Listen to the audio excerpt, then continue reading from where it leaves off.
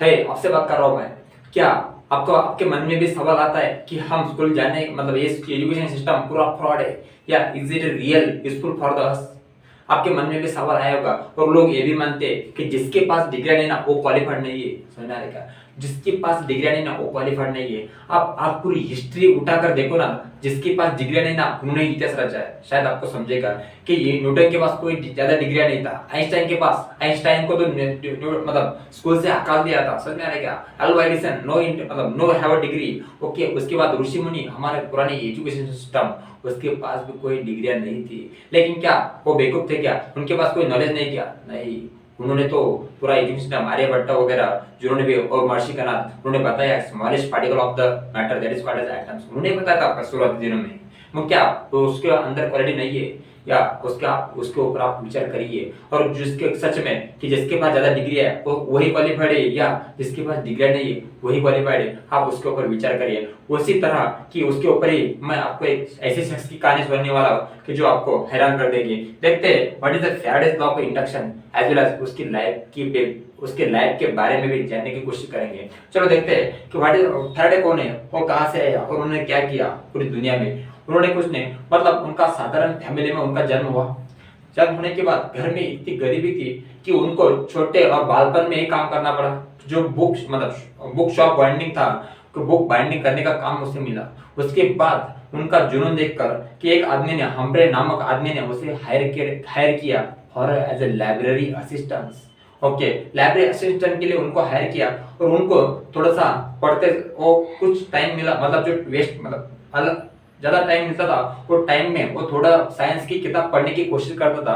पढ़ते समय उनका साइंस में इंटरेस्ट आ गया और उन्होंने एक लॉ पढ़ा कि ओरिस्टेड ने ये बता दिया था कि electricity has produced a magnetism.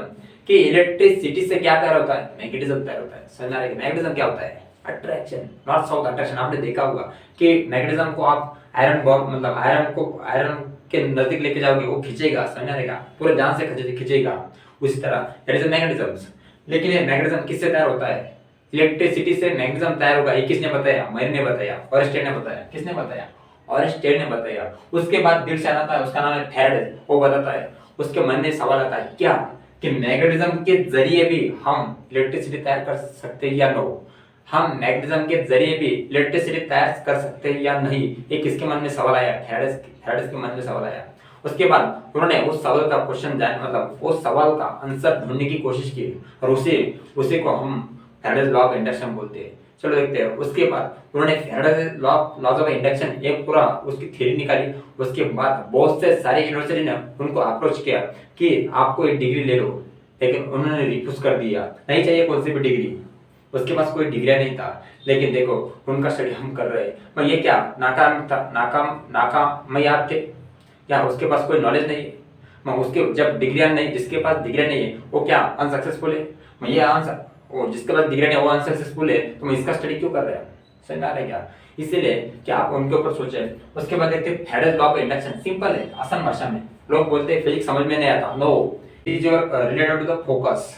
आपका फोकस है नहीं, आपको समझ में नहीं आता, आपका बेसिक क्लियर नहीं, इसीलिए आपको फिजिक्स बहुत डिफिकल्ट जाता है। देखते कि the number of magnetic lines of force passing through the coil changes, current is induced in the coil, this is known as the Faraday's law of induction. मुझे पता है आपको कुछ भी समझ में नहीं आएगा, चलेगा।